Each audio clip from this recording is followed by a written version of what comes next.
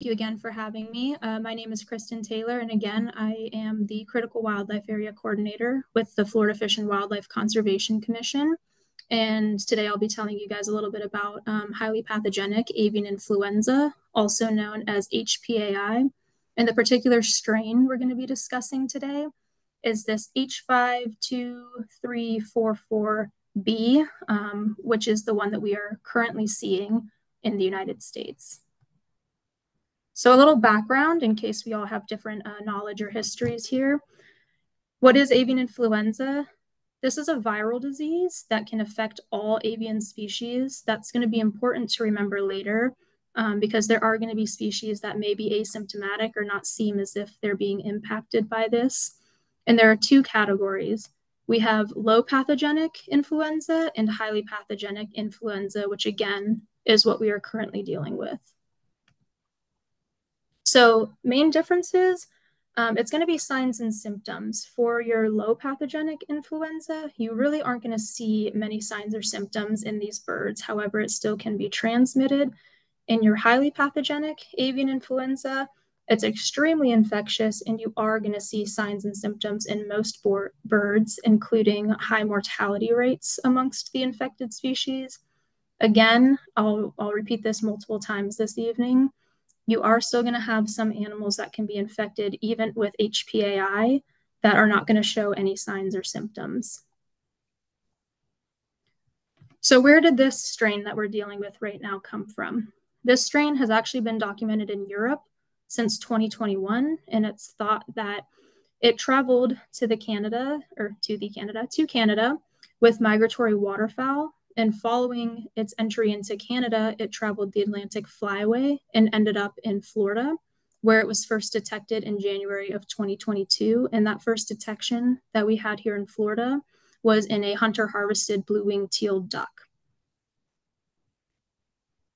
So speaking of ducks, the species that we're seeing that are commonly affected with this strain of influenza are our waterfowl, our ducks, geese, and swans, our seabirds, our shorebirds, our raptors, and our scavengers. And so when you think about life history, you think about, breeding and other behaviors like foraging, this is going to make a lot of sense. Your waterfowl tend to migrate in really large flocks, so you have a lot of interaction there, similarly to your seabirds, as well as seabirds nesting in these large colonies.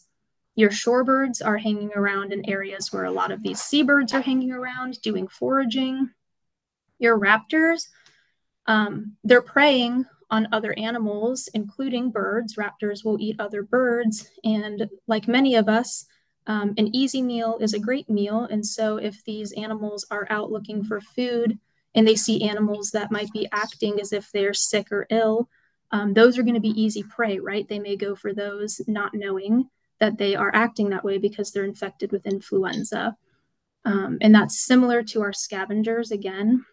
They love an easy meal. So if they're finding dead animals, they're going to scavenge on those animals, not knowing that these have influenza and turn contract influenza themselves. So again, that leads us to how this is spread. We just talked about that a little bit, but infected birds can shed this through their saliva, their nasal secretions, their feces, and then contact with contaminated surfaces can also cause spread. And again, like we just talked about with these birds, especially the ones moving in these large groups or nesting in areas together, if you've ever looked at a wading bird rookery where the leaves started green and ended white by the end of the season, feces is going to be a really common mode of transmission in wild birds. So what should we be looking out for? Lethargy, if you're seeing wild birds that are looking weak or abnormal in their behavior. Inappetence, birds that are not foraging frequently or at all or foraging inappropriately.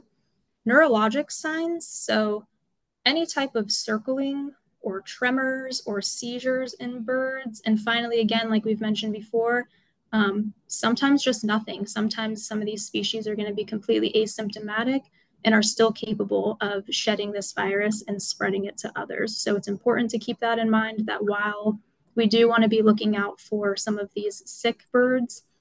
We also want to be cautious when dealing with birds that appear to be healthy. So what are we seeing? This is kind of a countrywide map here. We're looking at the entirety of the United States, and here we're looking at detection specifically in wild birds. So you have different numbers for different states. It's kind of sporadic. Some states up in the 500s, 600s, some states as low as 2, like you're seeing in West Virginia. And so I want to make sure that when we're interpreting this, we interpret it appropriately and for what it is, and not necessarily for what it isn't, and that we do understand that this map here can show us really good information in the sense that it's giving us an idea of how far this has spread, the sprawl of this influenza.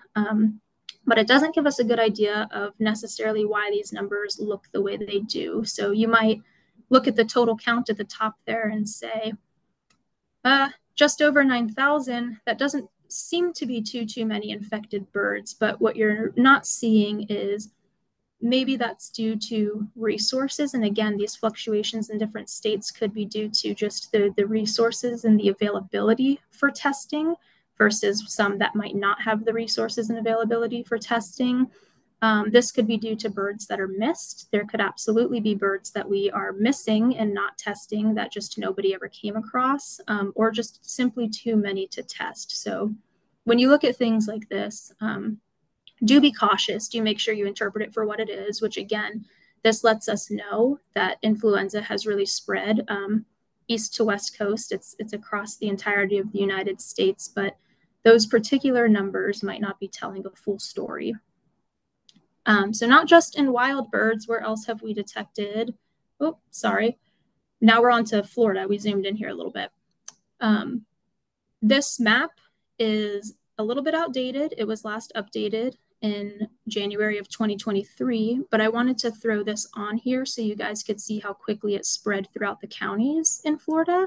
So within 1 year from detection, this is what we were able to show for how many counties this had spread to. And more importantly, I wanted to put this on here even though it's outdated because it shows you the species that we were seeing this in. So if you look, especially for where you guys are located at some of these species on the left-hand side, you guys have just about all of those, if not all of those. So a lot of species that are really commonly located in your area have tested positive for this strain of influenza. So that's important to keep in mind as you're out and you're working in these coastal areas, or even just enjoying the coastal areas, not necessarily doing work in them. Some of these species that we've been seeing influenza in. Now we're going to jump to birds that aren't wild, but other areas that we've detected this. So in poultry and backyard flocks. So this is from the USDA website, a map again of the United States showing detection in both poultry and backyard flocks. So this is commercially farmed and people's backyard animals. So when you look at this, interestingly, again, it does tell us a lot, but it doesn't tell us everything, like why Louisiana somehow has managed to escape any detection. Hawaii makes some sense to me due to geographical location. I am a little bit suspicious of Louisiana, but down at the bottom, I think is where you get your biggest indicator for just how many birds have been infected. So if you read that sentence down there, I'm not sure if everyone can see that. Since the start of the outbreak, and since this was first detected in poultry and backyard flocks, which was February of 2022, just 1 month after it was detected in wild birds, 90.89 million birds have been affected. So the total detection is over 1,100 flocks in 48 states. 486 of those flocks are commercial, and 652 of those flocks are backyard. So again, that can range in size. Commercial and backyard flocks can range in size, but that's an incredibly large number. The 90.89 million is a very, very large number of birds that have been impacted since January of 2022, or in this case, February of 2022. So where else are we seeing this? Not just in wild birds and not just in backyard flocks and poultry. This has been detected in domestic livestock, particularly dairy cattle that are farmed for milk. These red states on the map here are showing areas where dairy farms have been impacted or tested for avian influenza. Again, we're talking about this particular strain of avian influenza. And it's important to note that this map here and the map we were on before, so the poultry and this livestock map here, there have only been 2 positive cases of influenza in humans thus far in the United States. And one of them was someone who works in very close proximity with poultry. And another one actually is someone who works here in one of these states with these cattle who were found to have been infected. So further, we're seeing it in wild mammals as well. This map shows a very wide range from cats to bears to seals, all the way down to, if you look, you will see one of those marks on Florida. In 2022, this strain of influenza was actually detected in a bottlenose dolphin that washed ashore in Florida. So we're seeing this in a lot of different areas. And so again, much more reason to continue to remain cautious, not just in terms of birds and yourself, but for a wide variety of other species in which this disease has been detected. All right, so now that I've given you all of those numbers and maps and shown you how widespread this is, it's kind of our turn right now. We're to the how we can help part of this. So first and foremost, reporting sick or dead birds. This is done through the Florida Fish and Wildlife website, which we'll talk about in a little more detail, but any reports of any sick or dead birds are very important and very helpful to us. Avoiding the handling of sick or dead wildlife, or truly any wildlife, unless you absolutely must handle it. And if you are handling wildlife, following guidelines, whether that be the guidelines that are provided by FWC, the guidelines that are provided by the agency under which you're handling, or the organization under which you're handling animals. You want to make sure that you're following guidelines to protect yourself and, again, protect other species from spread. Being aware of your local resources, we'll get into that a little bit more. Taking precautions when working in areas where birds congregate. As we just discussed, one of the only 2 positive cases so far in the United States is from someone who was working in these poultry farms in close quarters with a lot of birds. So you want to remain in well-ventilated areas and be cautious when you're working where birds are congregating. And then just at home in your own backyards, cleaning your bird baths and your feeders. All right, so onto the reporting sick or dead birds. I have the website here. Again, this is an FWC application that you go in and you fill out. It's called our Avian Mortality Report. If you're looking on the left here, this is a screen grab from the report. It's very simple, it's very user-friendly, and it's quite quick to fill out. When you get on there, you'll begin with a little bit of information about yourself, and that's in case we need to contact you for any further questions or concerns related to the report that you've submitted. And then this is really it, what you're looking at in terms of questions. So we're going to ask you what species you believe the bird to be. We're going to ask you what you suspect the cause of death to be, the condition of the carcass, and then to enter any comments related to your submission. And there's also an area where if you would like to, or if you have a photo, you can go ahead and attach that photo as well. So really importantly here, the condition of the carcass, we're asking that because that indicates to us whether or not that might be a carcass that we can collect for testing. The further degraded the carcass is, the less likely we are to get appropriate results on testing.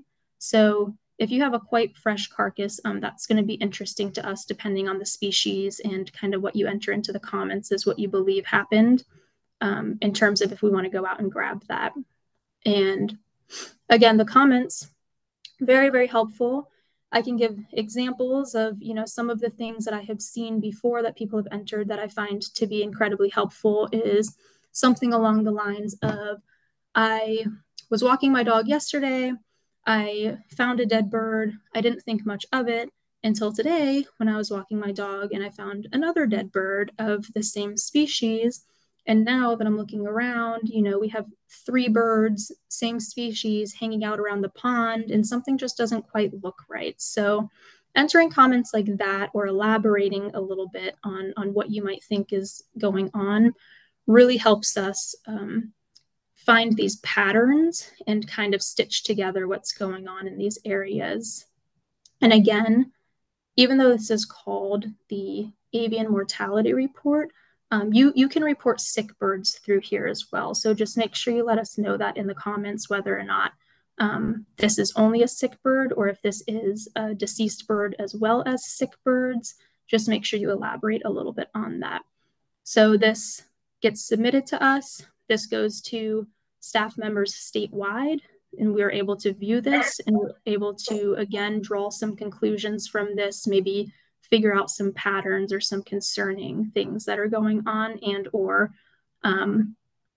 things that maybe do appear quite normal for what we're experiencing right now. For the handling of sick or dead birds, again, leaving carcasses in place is a totally acceptable option. So if you can do that, and that is low risk to you, to others, it's not in close proximity to yourself, your pets, your children, poultry, that's acceptable. But if you do need to handle sick or dead birds, we highly recommend, this is taken directly from the FWC website, that you are wearing the appropriate gloves, masks, boots, covers, however much contact you aren't going to have with these birds, or that you use something that creates distance between yourself and the bird, rather than touching it to yourself or picking it up, such as a shovel or a pitchfork. And then your options for once you have a dead bird are essentially to bury that carcass or to bag it and put it in the garbage. And what you want to be cautious of here is when you're bagging these carcasses, anything that's disposable should go with the carcass. So any gloves that you wore, anything you take off, you're going to want to bag that with the bird and dispose of that. And B, you want to be really careful to not be cross-contaminating as you're trying to bag. So you don't want to pick the bird up, put it in the bag, set the bag back down where you just picked the bird up from. You want to be really, really cautious that you're aware of what you're touching when you're doing things like this. And ultimately, at the end of that, you want to clean anything that's not disposable with a 10% bleach solution, and then just ensure that you're washing up well following the handling of any sick or dead birds. So for local resources, a few of the things that I would familiarize myself with are things such as your rehab facilities. So know which facilities in your area are currently accepting wildlife, and importantly, what kind of wildlife they're currently accepting. A lot of facilities have had to really scale back or shift and stop accepting certain species due to influenza. So being aware of that is really important, as well as do these facilities have staff or volunteers that are going to collect the wildlife, or are you going to need to transport this wildlife? So again, when you think of transporting a bird that may be infectious, do you have the proper things to do that? Do you have a bin in your car? Is this bird just kind of going to be hanging out on the back seat of your car where your kids are going to end up or where your pets are going to end up? Do you yourself have birds at home, whether that be indoor birds or outdoor birds, and you're now going to be touching this bird? So be cautious of that. And again, knowing whether or not these facilities have staff or volunteers that can collect, or if you need to transport, will make a difference in whether or not you can help that bird. Other resources are us, right? So FWC staff, you're quite familiar with your regional biologists, such as Haley, or our other hotlines, such as the Wildlife Alert Hotline. I put that one on here because while that one is more frequently used for violations. It is still a 24-hour hotline. So if you do need to get someone on the phone and you are struggling, the Wildlife Alert Hotline should allow for that. You should be able to get someone on the phone any time of the day if you do give that line a ring. And then commercial trappers. So when avian influenza first began, commercial trappers were actually assisting in the removal of carcasses. I am unfamiliar with to what extent they're still assisting in that, but that is just something to be aware of, that might be an opportunity out there for if you yourself personally are not wanting to dispose, or there's a high volume or whatever the case may be. There were at one point commercial trappers that were assisting in the removal of some of these carcasses and still might be doing that. So these are just a few of the things that I would try to familiarize myself with to make sure that as you're going about your day to day and you're likely to encounter birds, you kind of know what your next steps are if you do run into things.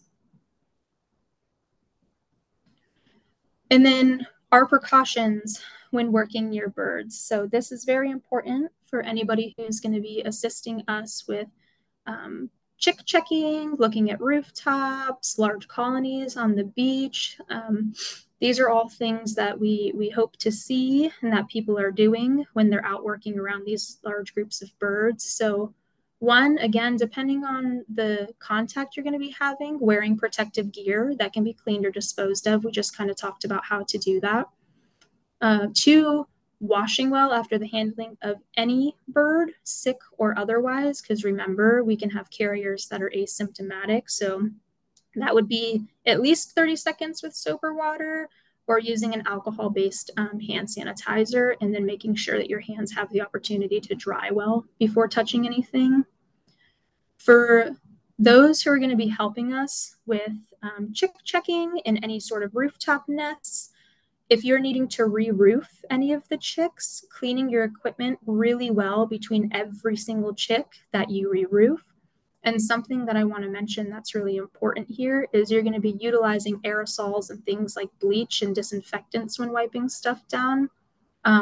Birds are incredibly sensitive to aerosols. So if you are, you just re-roofed one chick and you have another chick waiting and you're trying to clean your equipment near that other bird, you have to be very, very careful. Try to clean equipment away from birds. Don't spray things where the aerosols are going directly towards them. If you find yourself in one of those situations, do try to separate yourself a little. And again, give these things time to dry before use and before putting another chick inside something to re-roof them to where it might still have bleach in there and have a really strong odor. Going down to ensuring clothes and your boots are free of fecal matter before leaving sites. So again, if you're in areas where you are going to encounter a lot of fecal matter, any sort of nesting areas, roosting areas, even sometimes this could be a pier, right? Some fishing piers attract large numbers of birds looking to steal bait fish or your catch. And so if these birds are defecating on fishing piers and you're walking around and you're stepping in it and then you're tracking that to another site, we want to be really careful. So make sure that boots and shoes are clean prior to leaving the site. And again, if you do have anything that's disposable, like covers for your boots, dispose of those properly. And then the final one down here is a little bit more for us. This one's a little bit more for human safety, which all of them can be and you should be considering, but particularly this one is not eating, drinking, or smoking when you're working around birds. A good rule of thumb is that if you are touching any wildlife, you do not want to be touching your face or mouth. And finally, again, like we talked about, so cleaning your feeders and your bird baths. This one's pretty easy. We can all do this one very easily and do our part right there in our backyards, our front yards, wherever you have them housed. You're going to utilize the same solution, a 10% bleach solution mixed with water. You're going to rinse and you're going to allow time to dry because, again, the birds don't want to be bathing in or eating anything that has a lot of bleach in it. So really do allow these things time to dry.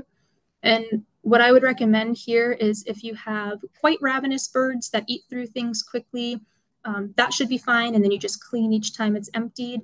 if your birds aren't quite as hungry, they're not eating through your seed as quickly, maybe only fill your bird feeder about a quarter of the way or half of the way. That time, or that way, it does empty out a little bit more frequently. And then you can go back through and you can clean with each time it's emptied out before you refill. So here are some further resources. We talked about, local resources for you guys. Again, we, Florida Fish and Wildlife, are a resource for you guys. We have our avian influenza tab on our website that I highly encourage you to explore or take a look at. That's where you'll ultimately land when you go on to submit any avian mortality reports. We also send out newsletters through the Florida Shorebird Alliance. We have on multiple occasions now included information about avian influenza in these newsletters, as well as just lots of other really pertinent information to our shorebirds and seabirds that I would highly encourage, if you're not already subscribed to receive this newsletter, that you do get yourself on there. There's a lot of great information that comes through there. The United States Department of Agriculture, USDA, that's where all of those maps that we were looking at earlier in terms of wild birds, poultry, the cattle, all of those maps were off of the USDA website, and they do update their website quite frequently. And so you will see up-to-date numbers when you go onto their website. So utilize that for sure if you're having questions or just wanting to take a peek and see where we're at. And then same thing with CDC, the Center for Disease Control, if you're interested in taking a closer look. A couple of these websites do go into a little bit more depth. I know I kind of just briefly mentioned, but if you're looking for the actual stories and a little bit more information on the people that have been infected with avian influenza and how that came about and kind of what their signs or symptoms were, you'll be able to find that on these websites if you're curious, or if you're just looking to, again, try to make sure that you yourself are remaining safe. I would encourage you to take a peek at these. And with that, I will open it up to any questions. While I can't promise I will know all of the answers, I can absolutely promise that you can email me any questions you have, or I will write down any questions today and I will get them into the right hands and I will get you answers. So again, I really appreciate your time and I appreciate you guys wanting to learn more about influenza and better yourselves and try to prevent the spread. I'll have to stop sharing my screen to be able to see you guys, but whatever format works easiest for you, if you'd like to put questions in the chat or unmute your mic, I welcome them. So thank you again for your time.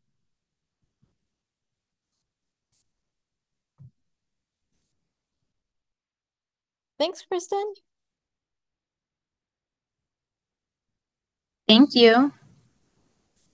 Can you see that? Am I still sharing? Nope, I see you now. Oh. Let me try to. Let's see. There we go. Now I see everybody now. I have a question. Pete has a weird. question. Yeah. Yeah, go ahead. Can you hear me? I can hear you, yeah. So some of these numbers you said were a little outdated, I guess, or a little old. Mm-hmm. What we're seeing here within like 2024 are the rates of the birds that are getting infected increasing or decreasing, or do you know? Yeah, so I'm unable to tell you exactly if they're increasing or decreasing. I don't actually know that right off the top of my head. And again, those numbers might look different depending on the season too, right? So depending on when we have those large migrations coming in, we're probably more than just increasing and decreasing, going to kind of see a ripple effect as this continues to pass through. But I can absolutely look and check to see. The one thing that we are seeing that we discussed on there is, as opposed to just wild bird numbers increasing or decreasing, we're seeing a continued spread into different taxa is what we're seeing as we go into 2024, such as ending up in dairy cattle and then ending up in humans from dairy cattle, but I can absolutely look into that and see if anybody does have kind of what those numbers look like as we've started from 2022 all the way to 2024 as a net whole. Are we increasing or decreasing? Okay. Thank you. You're welcome. I have another question if nobody else does. Yeah, so yes, and at the end of the day, like our researchers or people that study this disease thinking that it could become more infectious to more taxa and humans even become very much more infectious in humans.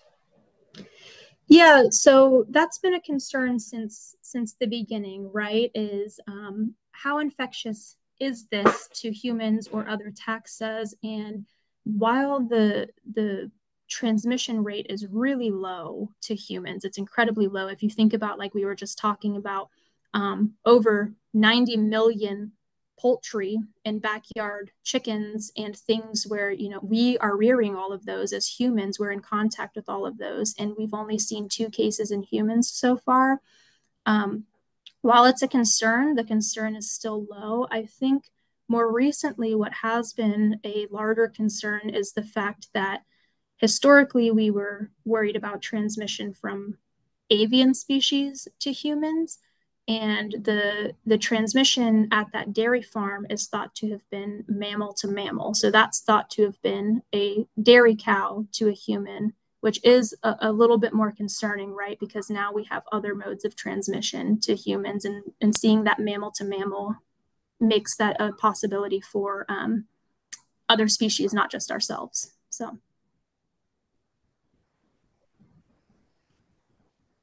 Yeah, the more it gets into mammals, the more it could become more infectious.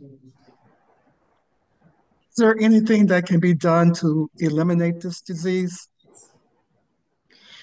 Yeah, so at the moment, a complete elimination, no. But like we were just discussing, there are absolutely things that can be done to try to reduce or prevent the spread. It's quite widespread. It's in multiple countries, so a full elimination would be quite difficult at this point in time. But if we are being cautious in our day-to-day behavior and we're trying really hard, and by we, I mean, ourselves as we participate in even just walking on the beach, as well as these rehab facilities that are taking in these species from a lot of different areas. If collectively all of us are trying our hardest to be cautious, we should ultimately see this start to really slow down, and we should see less mortalities. Kristin, do you know if the CDC or anybody's working on vaccines for this? For mammals? I know it's going to be impossible for birds probably, so just the number, but. Yeah, I'm actually unsure about that. And again, while this is different in terms of this strain, avian influenza isn't new. This has been around for quite a long time. This is not the first time we've seen this highly pathogenic version of influenza either. I don't recall the exact date we saw it previously. It was quite a while ago, about 20 years ago. We saw something kind of similar in the sense that some humans did contract it, and there was some worry there. But I'm unfamiliar with whether or not we're currently working to see if we can vaccinate mammals for it. And I'm also unaware of what symptoms we're seeing in mammals. For humans, my understanding is that you see some cold or flu-like symptoms. But in these mammals that's been detected in, I'm not entirely sure what they saw. I'm not sure if they just found a carcass and tested it for the sake of testing it, or if people were suspicious of behaviors that they were seeing and therefore tested based on behavior. So.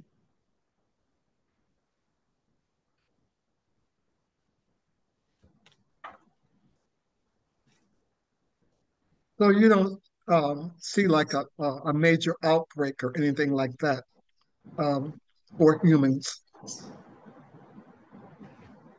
Could you say that one more time, Betty? So you don't see like an outbreak happening. It's pretty much like you don't see like an outbreak happen that can be really bad In among humans. humans, Yeah. yeah, so right now, again, no, that's of course with any of these illnesses that are impacting species, especially ones that we utilize as food sources. That was kind of the first thing that people started looking at, not necessarily our agency in particular, but these other agencies that are responsible for human welfare. That was one of the first things that they looked into was how is this going to impact humans? And from the start, they've thought that these impacts would be quite low. And so far, that's proven true. If you think about it, our first detection here in Florida was January of 2022. So we're looking, you know, we've surpassed the 2 year mark in the United States. And um, throughout the entirety of its existence here, there have only been 2 positive cases in humans. And again, those 2 positive cases have been in humans working in very close quarters with animals that were infected, especially when you're working with things like poultry or livestock. You tend to be in poorly ventilated areas and surrounded by a lot of things that spread disease, like we talked about, such as fecal matter and other secretions. So I, at this point, still would say, and from what I've read in the research I've done, there is not a high risk for a large outbreak in humans. Kristin, what about mutations? Has it mutated any since it was first seen in the United States or in Europe even? Yeah, so not that I've seen. So this particular strain, again, the H5N1 and then, you know, 2 and a few other digits following that, this particular one is still the same one that we've seen that came over and started in Europe in 2021 and then ended up here in 2022. Will it ultimately probably mutate? I do think so. Unfortunately, that's just the natural cycle. And that's how we ended up with this one in the first place, right? Is just existing strains of influenza further mutating and turning into what we're seeing now. But to my knowledge, as things have been tested, and if you go on to USDA or these other sites I was talking about, you can actually see a full list of every species that's tested positive, and they do put the strain on there for which they tested. And I have not seen one yet that's been a different strain from this one.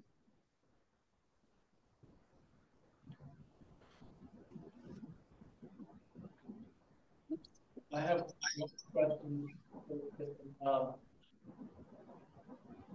in regards to patients and rare disease that were found. You tell us any more thoughts? You might have to get a little bit closer to the mic. You sound pretty far away. Sorry about that, making you get up. Are there any hotspot locations where birds are being found with this virus that are in our area maybe, or that we should know about? Yeah, so not to my knowledge. Again, that's when we were talking about that first graph that we were looking at where it shows numbers per state. That's kind of what I was saying, that we've got to be careful of how we interpret things like that, because that's showing positive detections per state, but that's not showing everything that's going on in the background, which is, you know, whether different states have different procedures for testing, whether different states have different resources for testing. So to my knowledge, we're not seeing particular hotspots at the moment, but it wouldn't entirely surprise me if we did, right? Just based on some of those natural behaviors of the species that we're seeing it in. But I can definitely ask and see if there have been any trends now that we're going on our third season with this, if we're finding trends in any areas, and get back to you. Yeah, I mean, has any been found at like Huguenot Park or any place like that? Not that I've seen on the report, but what I can tell you is, am I still sharing? Can you guys see my screen? Yeah. I can't tell. No. No? Okay, let me go to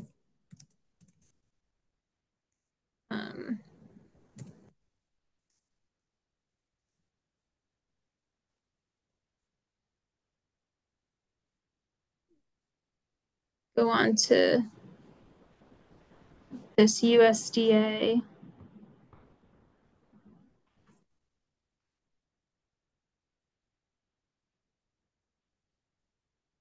report. I'm going to try to pull up and see if I can share my screen with you guys in a second here and show you the exact breakdown by counties. And then we can look at that together. I'm not sure why this is not pulling up, but I'll get to it.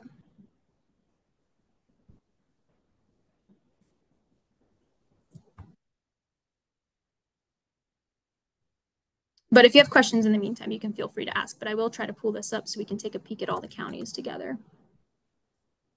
Yeah, I just had a question. We went birding in Hawaii once, and before we go into a wildlife refuge, we had the practice of spraying our shoes going in and out of the area. And I was wondering if people that are birding, especially when you're birding for you have ducks and other waterfowl, perhaps that might be an acceptable practice. Maybe water diluted with bleach or vinegar. Yeah, I absolutely don't think there's any going too far, right? I think if you're just stepping in a foot bath and you're cleaning your boots or your shoes of any fecal matter or any materials, that's absolutely a great practice. Even if you just keep something in your car, perhaps if you have a little spray bottle or something that you have in your car, to where once you get to that parking lot, you can spray your shoes back off in your car. And same as when you're entering into areas, if you have just a little bottle that you can spray your shoes with when you enter into areas, I absolutely think that would be a great way to try to reduce things further.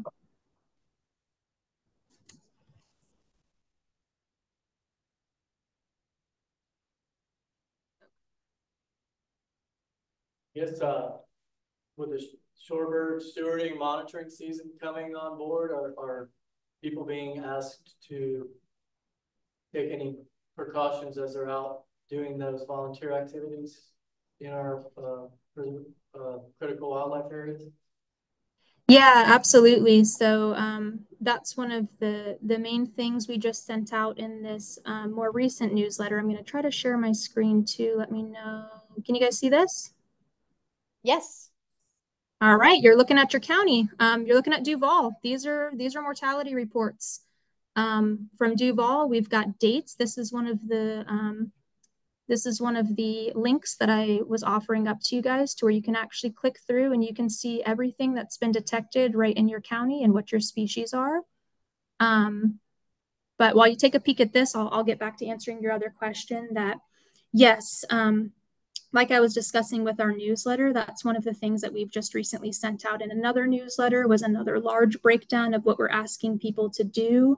When we've done some of our preseason meetings, we've really gone over and discussed making sure people understand proper entry and exit from these areas, as well as handling. And for the most part, we really only have staff members handling for things like banding or entering and exiting these areas.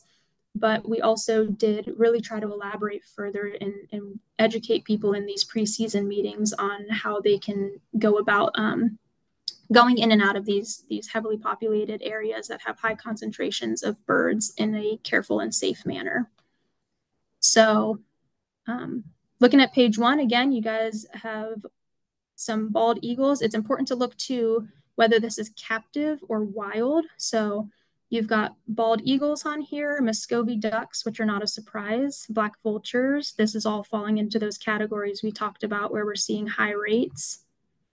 More black vultures and Muscovy ducks, again, not surprising. And then pelicans and another eagle on there. So this is basically what we would expect, considering what we've been seeing in terms of the species most heavily impacted. But yeah, this is a wonderful resource. You can come to this page on USDA and you can search by counties. You can search by anything you want. If I exit out of that, you'll be able to see the entirety of the United States. We can do just Florida on here, Alachua, this is my county, sandhill cranes, great horned owls, black vultures. It's a really great resource to take a peek at and stay aware of kind of what species we're seeing things in and how many you're seeing in your area, as well as what dates you're seeing these in your area.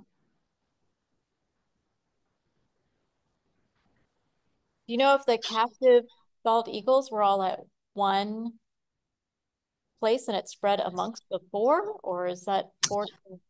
Let me take a peek back at that. I'm not entirely sure. So let's see, captive.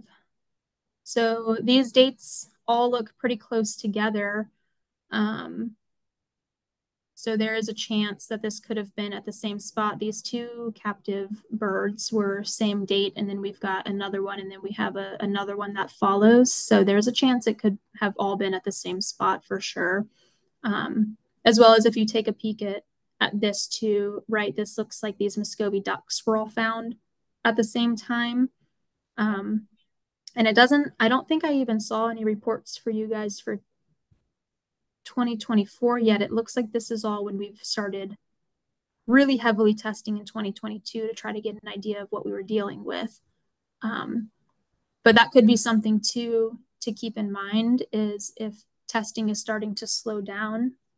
Again, if you're trying to find trends, your numbers might be looking a little different just based on how we've been testing throughout the entirety of this, this outbreak.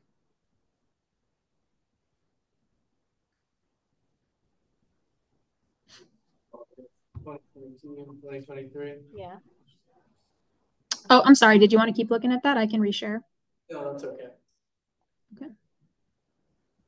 I was gonna ask, we told you that we volunteer with Lights Out.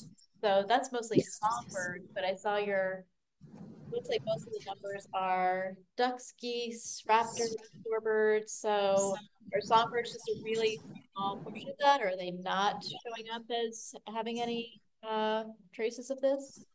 Yeah, so that's kind of where I had those little asterisks on there where you want to be cautious because each species can carry this a little bit differently, and you can see different impacts in different species. And so songbirds can absolutely be carriers of this, even if it's asymptomatic, or if they pass this a little bit easier than other birds and they're carriers, and then they survive it rather than having high mortality.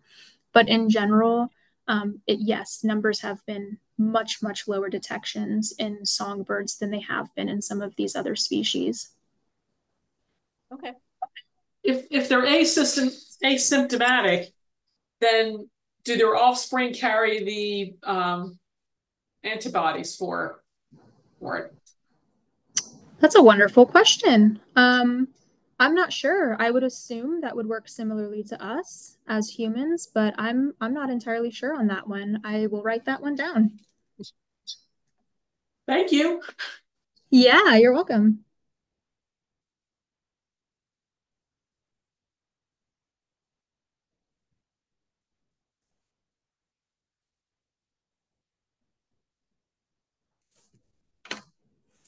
Any other questions?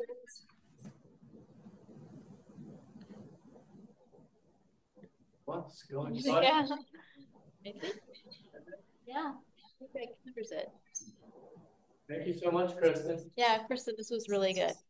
Yeah, you're Popping in at the last minute. So of course, you're very welcome. And again, please feel free. I know that you have my contact information. It was on one of those slides, but if you want, I'm happy to also respond. And again, in a response to an email, just give you guys all of those links so you can go in and kind of do that deep dive like we were just doing, where you can search by county, by species, if you really want to explore this further on your own. Or again, if any further questions or anything come up, please definitely feel free to reach out and I can get those into the right hands and get those answered for you guys. great. Thank you. Thanks, everyone. You're welcome. Thank you all. Thank you, Kristin. You're welcome. Stop recording. Good night.